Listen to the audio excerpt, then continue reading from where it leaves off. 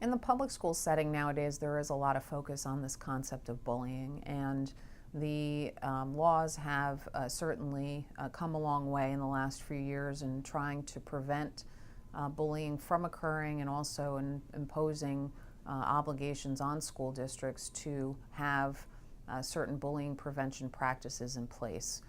Sometimes you'll see these bullying prevention practices starting as early as kindergarten. Certainly seeing them in schools at the elementary, middle school, and high school level.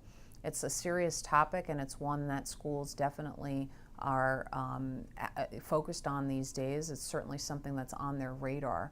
And accusations of bullying, of course, have ramifications not only for the person who's being accused, but also for the victim. And that usually is where the focus is.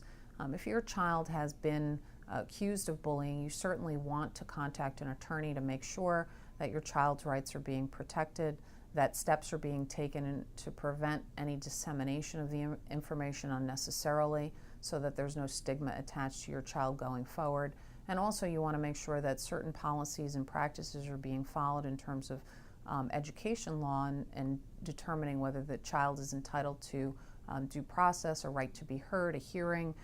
Sometimes these things will go to a superintendent's hearing where decisions are made based on, again, witness testimony, documentary evidence, who saw what happened, whether there's credibility to the allegations, whether there's credibility to the denials. And attorney advice is certainly critical in those kinds of areas in order to make sure that the child accused of bullying is adequately protected.